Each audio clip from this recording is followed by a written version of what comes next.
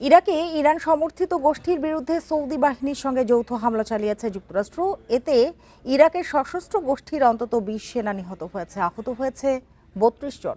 Islamic revolutionary guard আইআরজিসির নির্দেশনায় মার্কিন ঘাঁটি ও সৌদি জ্বালানি স্থাপনায় ইরাকি সশস্ত্র গোষ্ঠীর হামলার জবাবে এ অভিযান বলে দাবি সেন্টকমের। এদিকে জর্ডানের মার্কিন ঘাঁটিতে হামলা চালিয়েছে ইরান।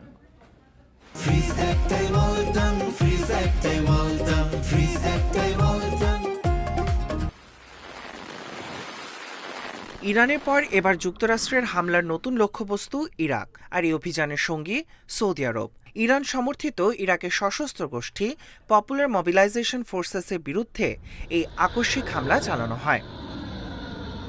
মার্কিন সেন্ট্রাল কমান্ড সেন্টকমের দাবি, গত 72 ঘণ্টায় ইরানের নির্দেশনায় এই গোষ্ঠী অর্থাৎ পিএমএফ এর ড্রোন হামলার প্রতিক্রিয়ায় এই হামলা।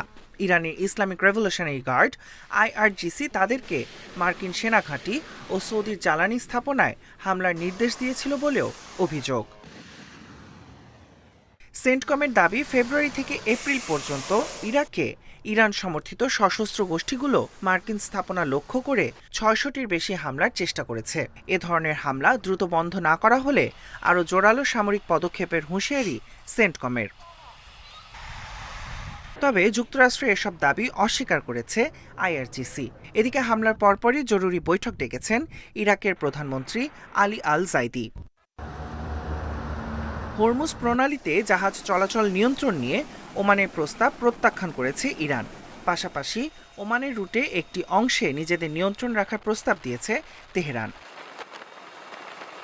এদিকে মার্কিন প্রেসিডেন্ট ডোনাল্ড ট্রাম্পের সঙ্গে বৈঠক করেছেন ইসরায়েলের প্রধানমন্ত্রী বেনিয়ামিন নেতানিয়াহু। বৈঠকের আগে নেতানিয়াহুকে নিয়ে ট্রাম্প বিরক্তি ও হতাশা প্রকাশ করলেও দুই নেতার আলোচনা ইতিবাচক ও ফলপ্রসূ বলে জানায় হোয়াইট হাউস। তাহমিদা প্রার, ইন্ডিপেন্ডেন্ট নিউজ।